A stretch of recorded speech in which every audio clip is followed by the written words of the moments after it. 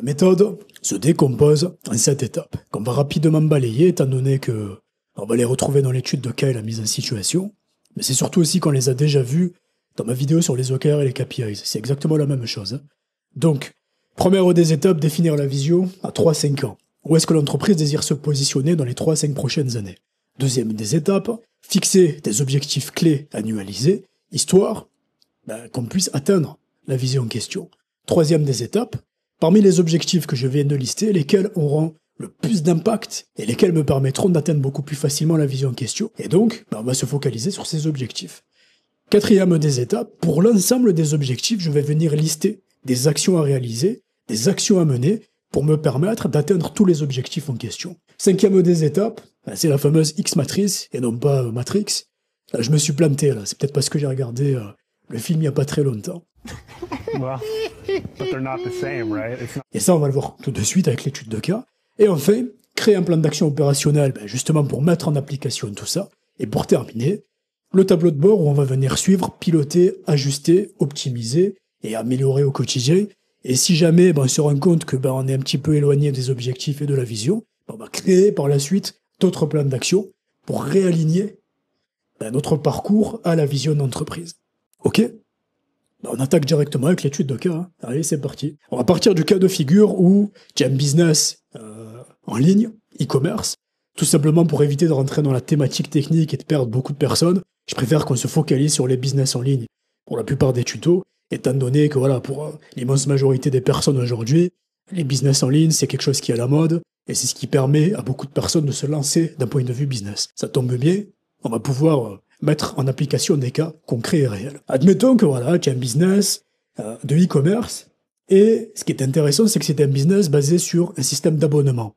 Tu vas comprendre pourquoi juste après. Que ce soit physique ou même des business, des produits digitaux, on s'en fout un peu. Et tous les ans, tu génères 500 000 euros de chiffre d'affaires. Chiffre d'affaires, pas bénéfice. Et ton objectif, donc ta vision, première des étapes, passer à 2 millions d'euros de chiffre d'affaires. Et moi, j'ai choisi d'être reconnu comme top 3 du secteur, donc dans ta niche, d'ici 3 ans. On garde aussi le fait de tripler la rentabilité. Et donc, pour les autres objectifs, en tout cas les autres étapes, je te propose qu'on bascule directement dans la matrice. Ça va être beaucoup plus facile et ça va être beaucoup plus simple à gérer. Du coup, comment est-ce que ça se lit et comment est-ce que ça se comprend? Déjà, tu vois que ça ressemble à un X, c'est une forme de X. C'est normal, c'est la X-matrice, et c'est pour ça qu'on l'appelle comme ça. Ensuite, on voit également que ça se lit dans le sens des aiguilles d'une montre. Par contre, ça commence de tout en bas. Qu'est-ce qu'on remarque également? On remarque que l'on retrouve les 4 premières étapes du Oshinkanri. Ah oui, je t'avais expliqué que la matrice, c'était le moyen de visualiser, contextualiser les étapes du Oshinkanri. Donc, en première étape, on a le quoi qui correspond à la vision d'entreprise. Et là, je vais venir lister toutes les visions d'entreprise en fonction des objectifs de l'entreprise. Le jusqu'où qui correspond aux objectifs annualisés. Ok. Donc là, je vais venir lister tous les objectifs qui vont me permettre d'atteindre toutes les visions que j'aurai définies. L'étape 3 qui est le comment, c'est là où je vais venir lister toutes les actions à réaliser pour pouvoir atteindre chacun des objectifs listés. Super important de construire la matrice de manière logique, sinon ça sert strictement à rien. Je définis une vision, je viens de définir des objectifs qui sont en corrélation avec la vision, et donc logiquement, des étapes à atteindre, des checkpoints à réaliser, des actions à mener, qui ont un rapport avec les objectifs, sinon ça sert strictement à rien.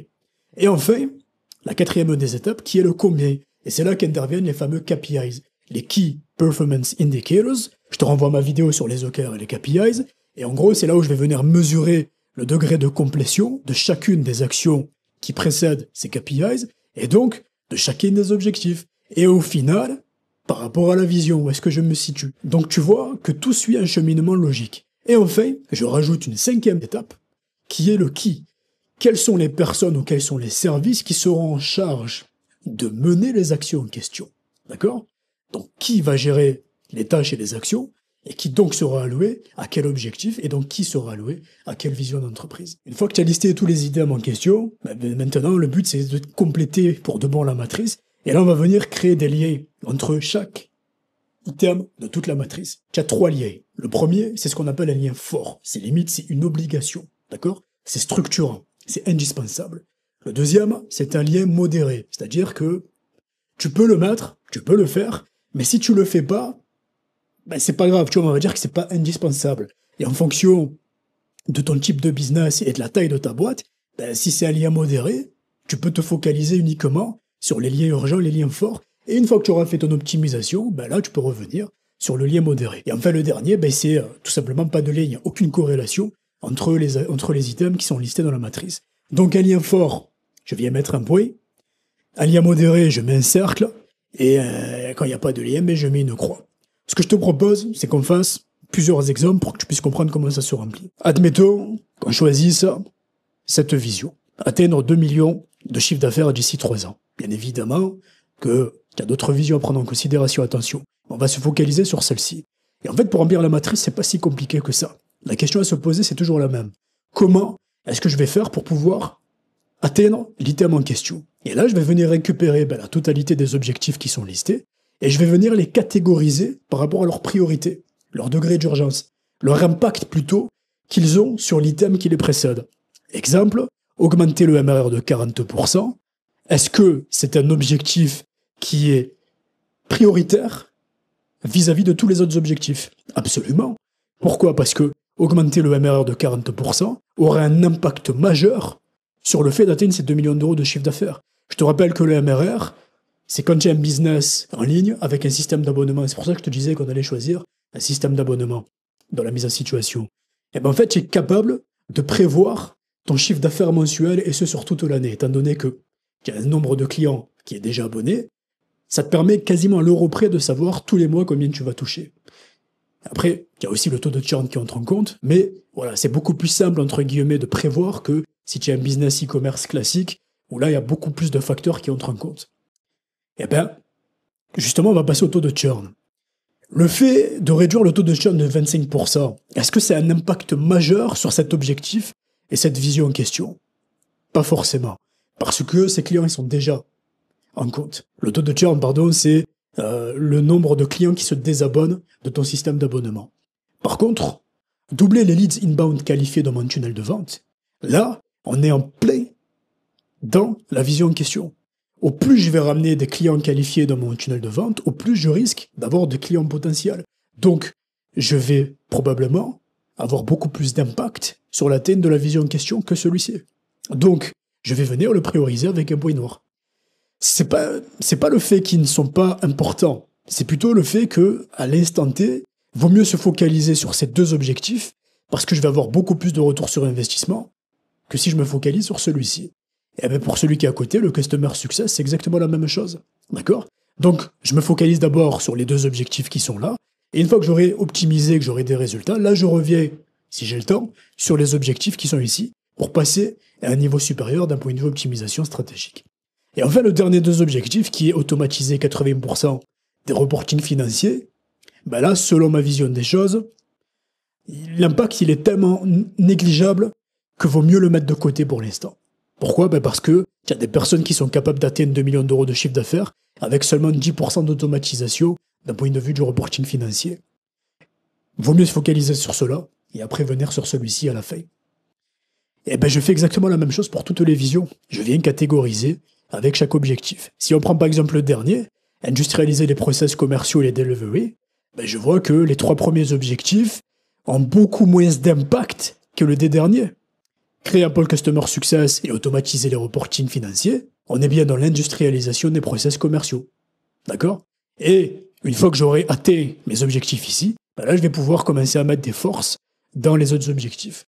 C'est super important la priorisation des objectifs parce que derrière, tu vas venir construire ce fameux plan d'action. Et là, je te ferai un tuto spécifique.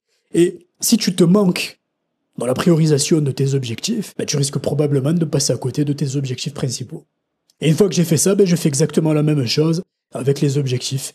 Hop, je regarde juste ce qu'il y a au-dessus là, pour pas me tromper. On va choisir, tiens, celui-ci, on va récupérer celui-ci là. Automatiser 80% du reporting financier.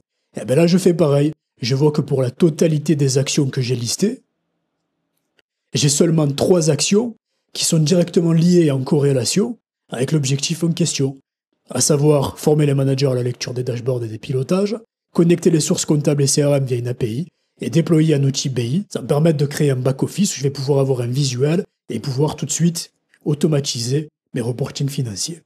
Ok? Et une fois que j'ai fait ça, je fais la même chose avec les KPIs et je me pose la question qui est quels sont les KPIs qui vont me permettre d'atteindre mon degré de complétion pour chacun des objectifs. Et enfin, pour terminer, là tu vois, j'ai mis un code couleur tout simplement parce que pour moi c'est beaucoup plus facile à lire. Étant donné que voilà, quand tu es manager, tu sais directement qui gère quoi, comment et pourquoi. Hein, tu sais quel service, quelle personne est directement liée avec quelle action. Si je prends par exemple le même, optimiser le tunnel de conversion, qui est en charge d'optimiser ce tunnel? Je vois que j'ai deux services. En vert, ça sous-entend que c'est primordial, c'est eux les prioritaires, et en orange, ça sous-entend qu'ils peuvent venir aider de temps en temps et qu'ils peuvent participer au projet. Ok? Je vois que c'est tout simplement le marketing et croissance, et tout ce qui est sales et la direction commerciale qui va me permettre de mettre en place ça. Ok? Et je fais pareil pour chacun des items, pour toute la matrice. Donc tu vois qu'au final, c'est pas si compliqué que ça à remplir. Je pense que le plus compliqué, c'est de trouver et de lister tous les items. C'est là où il faut pas se tromper parce que tout doit être en corrélation. Et là, voilà, plus tu vas maîtriser ton sujet, plus tu es un expert dans ton domaine, plus ça va être facile pour toi de le faire. Normalement, ici, il y a aussi des liens. Tu vois ici, là? Il y a aussi un lien. Là, c'est plus d'un point de vue stratégique, mais là, c'est un niveau supérieur. C'est-à-dire que tu vas venir aussi, pour chacun des KPIs, mettre de liens par rapport à la vision d'entreprise. Ça va te permettre d'avoir une vision stratégique et de voir quel KPIs est en corrélation directe avec ta vision stratégique. Je te l'ai pas fait pour éviter de complexifier les choses. J'ouvre une parenthèse. Là, tu vois que tout est bien rempli. Il y a énormément de choses qui sont listées. Si tu as un simple business, et ça, je l'ai déjà expliqué dans ma vidéo sur les OKR, tu n'es pas obligé de tout remplir. Hein. Dans la vision, une seule vision, ça suffit. Une seule vision d'entreprise. Deux, à la limite, pour les objectifs, c'est pareil. Hein. Tu peux avoir 2-3 objectifs annuels, pas plus. Et de même, pour les actions à réaliser, 3-4 actions, ça suffit largement. Pour les KPIs, je fais de même. Pourquoi est-ce qu'il faut faire ça? Au plus tu fais les choses simples, dans un business à taille humaine, au plus tu augmentes la probabilité de succès. N'oublie jamais que tu n'as pas la force de frappe d'une grosse multinationale. Hein? Une grosse multinationale, c'est normal d'avoir autant d'objectifs et autant d'items dans la matrice, parce qu'il y a suffisamment de personnes pour s'en occuper. Il y a suffisamment de services. Si tu es tout seul et que tu as 2-3 prestataires, 1 ou 2 objectifs ou 1 ou 2 items par étape, ça suffit largement. Vaut mieux que tu perdes du temps sur 1 ou 2 objectifs et au moins tu es sûr de les atteindre, plutôt que de faire l'inverse et de perdre du temps sur 50 objectifs et au final, il n'y en a aucun des 50 qui est atteint. D'accord?